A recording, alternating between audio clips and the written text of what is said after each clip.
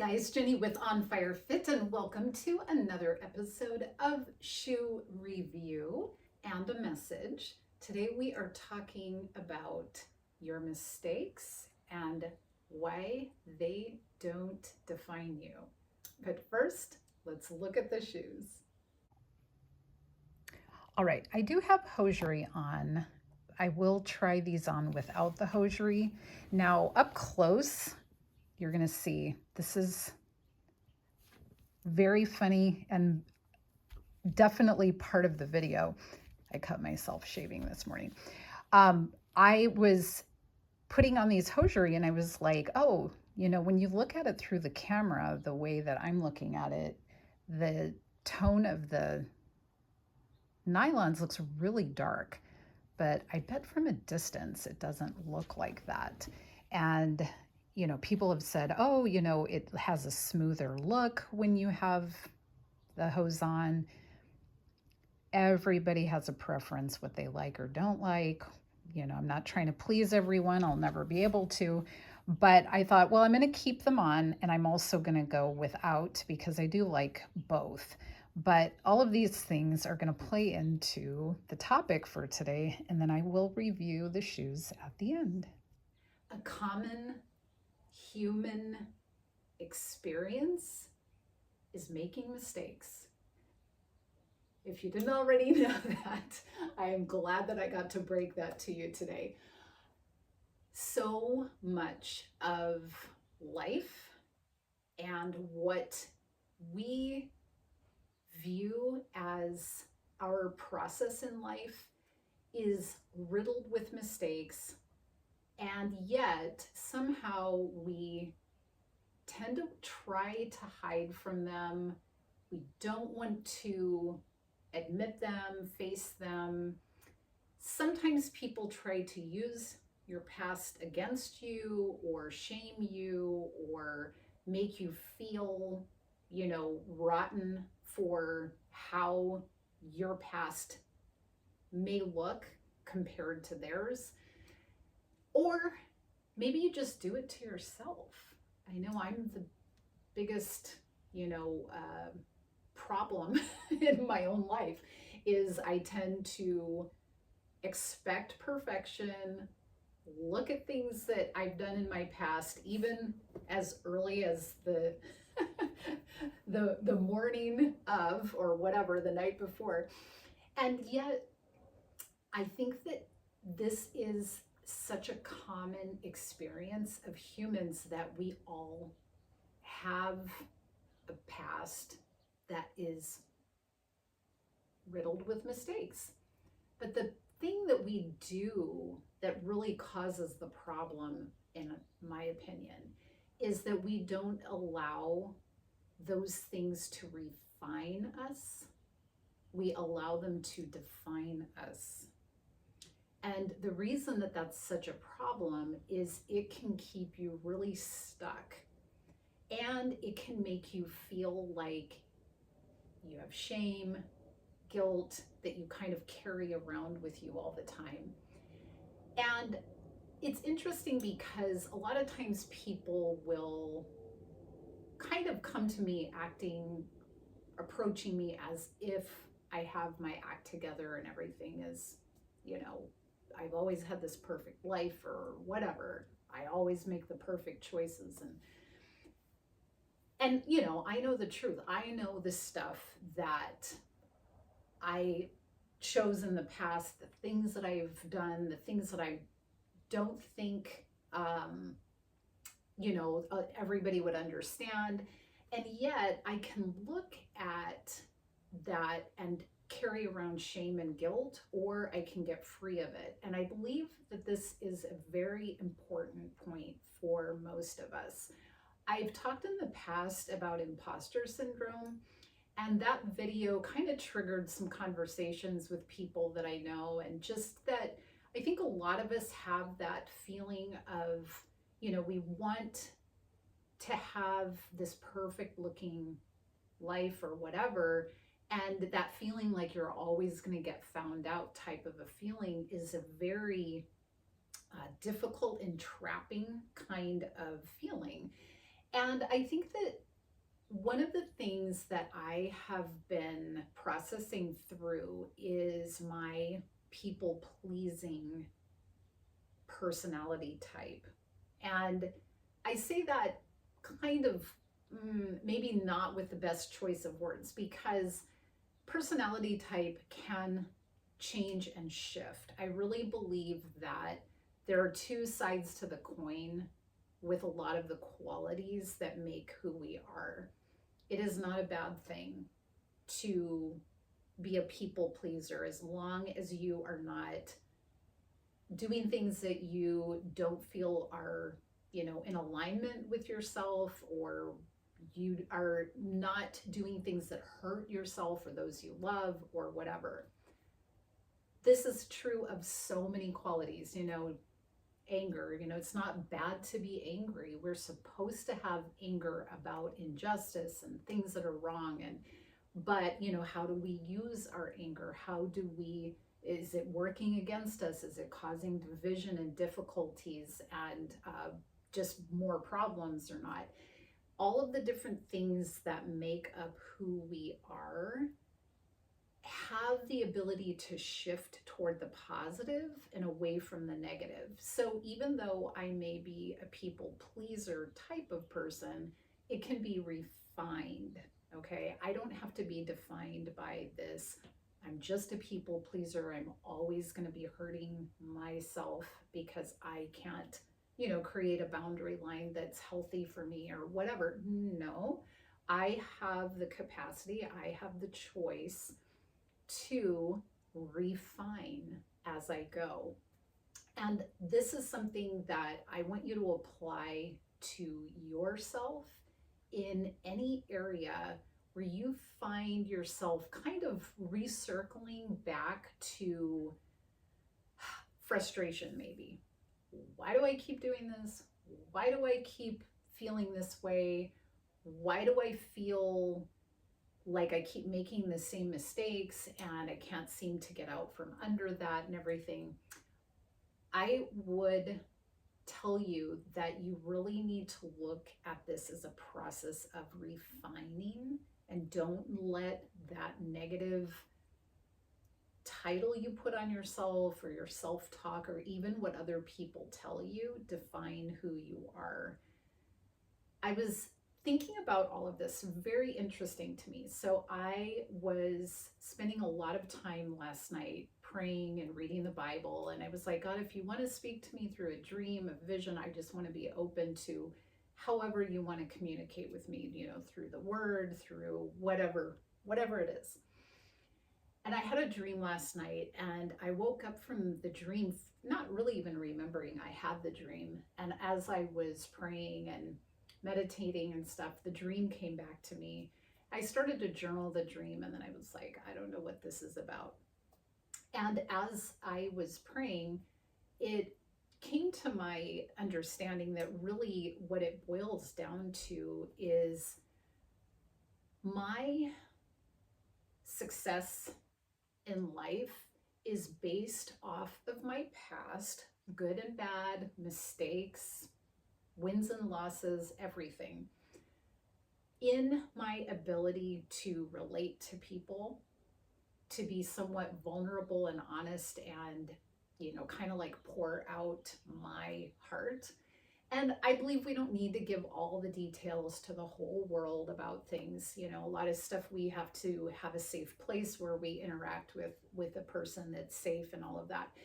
But a lot of my passion, my reason for being here and everything boils down to my heart for people and my understanding of my imperfections and how I relate to other people who have imperfections. I don't relate well to people that seem like they've always had the perfect life, they've never had a struggle, and then they stand in judgment of anybody that sins differently than them. I don't relate to that. I try to be calm about it. It can get me a little riled up because I feel like probably they are hiding some things in their past or because there's nobody is perfect, right? So I have to kind of remind myself that everyone has a way of coping with things that they don't know how to handle, right? So I have to kind of bring myself down to an understanding of why some people act the way that they do. But the reason that I really get out here, and probably the reason that I get so excited when somebody makes a comment regarding my message, is that yes, I have gifts of love from my husband and from friends that have sent me shoes to review. And I love girly things. I love feminine things. I love being feminine. I love all of that. And that's why I even approach all of this way. But really, my heart is only here because of my hope to connect to people who are hurting, who need a ray of hope, who need joy for another day, and my desire to connect to people. So I don't get upset when people say nice things about clothes or shoes or whatever they say. It doesn't upset me. I am very grateful for the wonderful compliments and things like that. But what I really get excited about, the thing that kind of highlights my day, is when somebody says something about the message. And if I get a message from them specifically about some struggle they're going through, or something that I said that made them feel like I relate to them, that is when my on fire goes through the roof. So our pain, the things that we go through, the difficulties that we've struggled with, those pains have a purpose if we choose to use them for that. I believe Satan would love to keep us in a state of shame and guilt, dragging around this feeling of being an imposter. We're never going to be good enough. We're never going to have what it takes, because it freezes you. It makes you feel like, why do I even try? It causes depression. It causes people to stop living out their purpose. I would suggest to you that your pain, whatever your pain is, there is a purpose for it, and that it can be used for good. It says in, I believe, Romans 8:28, one of my favorite verses, that God uses all things for good for those who love him, who have been called according to his purpose. And I've really spent a lot of time reading that verse and looking at the fact that it says all things. He uses all things for good. There is so much hope in knowing that your mistakes, the things that the choices you've made, good and bad, they all can serve a purpose. And I think it's our job to get off of a victim mentality, like we can't change, or a victim mentality that says everybody else is the problem, and just be really honest about this is who I am, this is what I've done, this is how I realize with grace I can look at myself and say, wow, I can see why I coped the way that I did. You know, I grew up with a lot of love from my family. I'm so grateful. And I had really dear, good girlfriends. But I did not have, you know, when other girls were going to the dance or they had boyfriends or whatever, I didn't have that. And, you know, I'd look at all the different reasons. You know, my mama will watch this video probably, but, you know, did it have to do with the fact that my mom was the teacher at the school that I went to? And, you know, I was also very responsible. The teacher would put me in charge of the classroom when they left and I had to be the one to manage things. And, you know, it's not really wise to do that to a kid and then a middle school kid. And you're going through this process of trying to fit in and you don't fit in. And, you know, whatever all the different reasons are, but I can see from a point of compassion toward myself, like, well, you know, no wonder you went after perfection and trying to, you know, have this and that perfect and in line and worked so hard at that, you know, trying to be liked or fit in or whatever. And thankfully, the Lord has used all of this to bring me to a point of understanding other people that struggle with body image, with stress related to trying to please people, all of the, you know, all the stuff that goes into it. He has given me freedom, and it allows me to have a passion because of the pain to be able to connect to other people and to love on people. And I do think that you know, I've just always had this heart for people. Even back when I was a really little girl, I always, you know, was like, I see the good in people. I look for it and I see it. And I think that that makes it, they're a purpose for pain. And for you, you may have something. Maybe there's some pain in your past. Maybe it's caused you to make certain choices in your life. And rather than just make excuses for it and try not to face it, just face it without feeling condemnation or judgment toward yourself. One of the things that was interesting after I had this dream and I was processing through this and I was thinking about it and I was like, Lord, I feel like you're going to send me straight to a YouTube video that will apply to this. And sure enough, R.C. Blakes had put out a video the night before, and it was really related to this whole topic. And I was like, oh my goodness, my mind was blown. But what I thought was really, really cool that he said, among other things, was you don't judge a product on the assembly line based on step 1, 2, 3, whatever of the process, right? So if a product is being made and it's going through an assembly line and it's starting here at 1, 2, 3, this each step that is happening to bring it closer to this end product, you don't judge the product back on step 3. And we tend to get stuck on step 3. We tend to get stuck on that place where we define ourselves based off of step 3. And we have to stop doing that, because all of these things, all of these steps along the way are refining us and bringing us closer and closer and closer and closer to the end product. And that is beautiful. So we don't need to judge people off of their step 3. We don't have to judge ourselves off of our step 3. I think it's great if we can look at it and say, I wonder why I was choosing those things. What does that have to do with the pain that I was dealing with? The more honest we are about it, the more we are going to continue that refining process. And then we also relate to other people.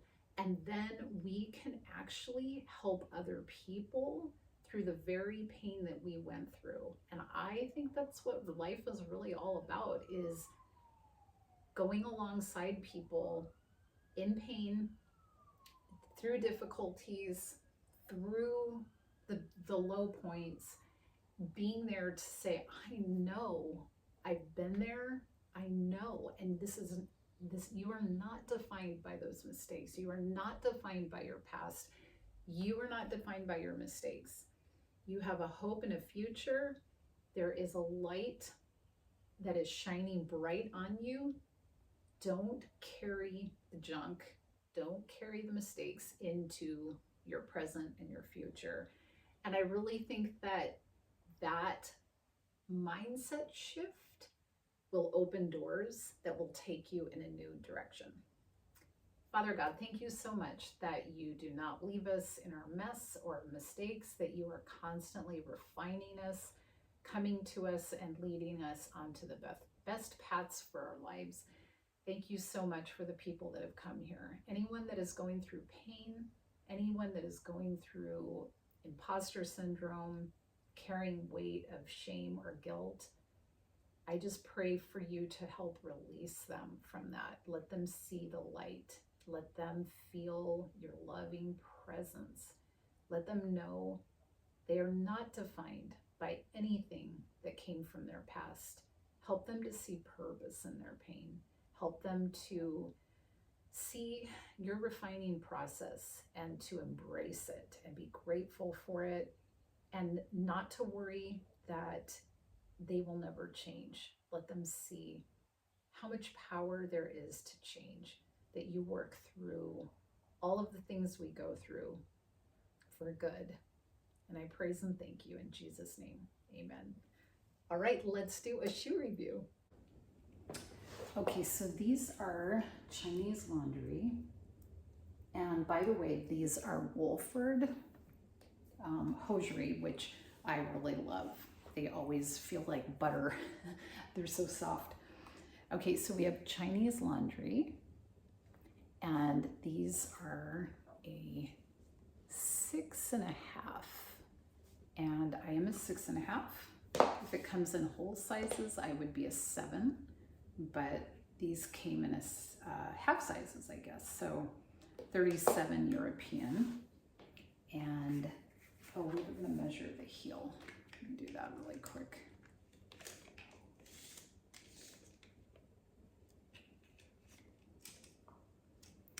Okay, so these are it's a 4-inch heel from the top there. 4 inches is pretty doable for a long day of being on your feet, at least for me. 6 inches, not so much. Depends though, if there's a platform. Okay, so these are, I wore a gray dress today because I love pink and gray together.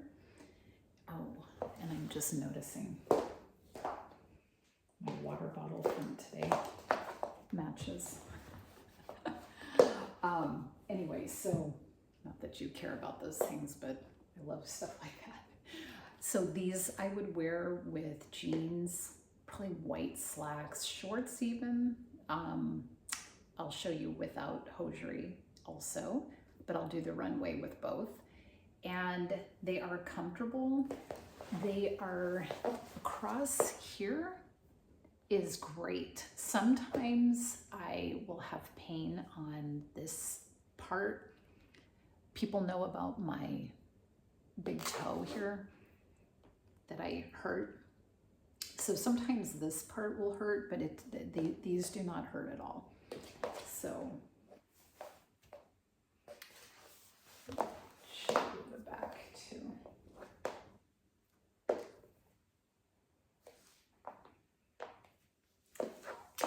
So Chinese laundry, if there is a link for them, I will post it in the comments. And yes, I love them. Very cute.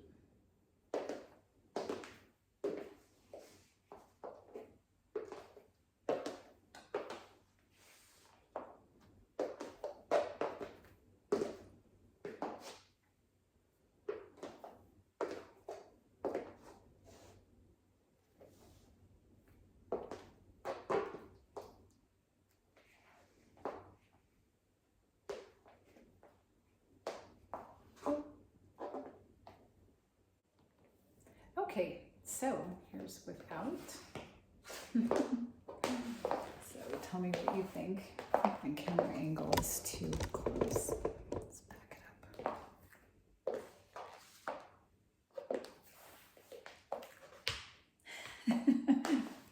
Running into my couch here. So pretty.